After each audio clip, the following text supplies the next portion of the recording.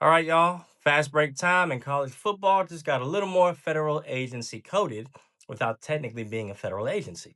Because on January 9th, the College Sports Commission, that's CSC, sent a memo to every Division One athletic director basically saying, we're seeing multi-million-dollar third-party NIL deals floating around the transfer portal. And we think some of them are being used to work around the new rules. And here's the other part that matters: they aren't just talking. The CSC says it is launching investigations into deals that may be getting used like portal bait. Come here, sign here, we'll handle the rest. Now, let me translate that into regular human language. This is the compliance version of seeing smoke in the kitchen and yelling, "Who left the stove on?" and then walking in with the fire extinguisher and a clipboard. The memo basically screams serious concerns about third party deals, especially the kind that get presented to athletes during portal season before they're properly reported and approved. Because the new system is supposed to work like this: if you're doing a third party NIL deal, it needs to have a real business purpose and be at fair market value. But what the CSC thinks is happening is more like, here's a big bag, we'll call it NIL, we'll figure out the deliverables later, don't ask questions. And the CSC is saying that that's the exact loophole we're here to close. This isn't theoretical anymore. The CSC has already been reviewing deals through its reporting system, and the numbers are wild.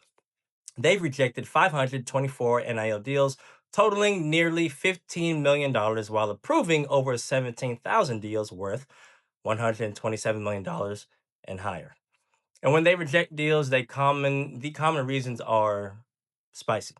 No valid business purpose. The deal doesn't activate NIL rights now. It's being warehoused for later. The money isn't commensurate with the market value for comparable people. Warehouse, by the way, is a very polite way of saying the deal is a storage unit for cash. Now add the transfer portal into it. Portal season is basically college football free agency, except everyone pretends it's not free agency while acting exactly like it is. So, what happens when you mix the portal with third party NIL offers that are huge, fast, and sometimes not properly reported? You get tampering adjacent to chaos. The CSC's concern is that some of these deals are being used to induce transfers or to lock guys down to stay, while bypassing the guardrails the post house system is supposed to create. And they basically told athletic directors, do not play with this because we will. So, what happens next? The CSC says some schools should expect to hear from them the week of January 12th as investigations into unreported third party deals move forward. And here's the part that makes everybody nervous: this enforcement model is supposed to stop the NCAA cycle of rules, but no teeth. But even with teeth, there's still a big question.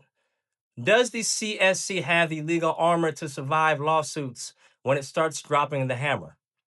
Front Office Sports reported that enforcement could get messy because the CSC's power depends heavily on schools signing participation agreements and not immediately litigating the whole system back in the dust. So, yeah, the cops are here, but the neighborhood might still sue the police station. And what athletes and families need to hear, and let me say this cleanly: if you're an athlete and someone slides you a guaranteed multi-million-dollar third party deal and it's not properly reported or doesn't pass review, that can turn into one of the following: eligibility problems, delayed payments, broken promises, and a whole lot of my bad text messages when compliance steps in. This is where the era is shifting from NIL hype to NIL paperwork reality. And I know that's not sexy, but it's survival. So, what's the big picture? The memo is the CSC planting a flag that says, we are not here to watch the portal become an unregulated marketplace with fake NIL labels. College sports is trying to build a new system where athletes get paid and deals are real. But the money is so big now, the incentives to bend rules are astronomical. So this is the next chapter. Not NIL versus NCAA, not athlete versus school. It's the new enforcement machine versus the old booster economy. And trust me, this fight is just getting warmed up. That's your BNP Fast Break. Drop your take in the comments. Is this real enforcement or just another compliance scarecrow?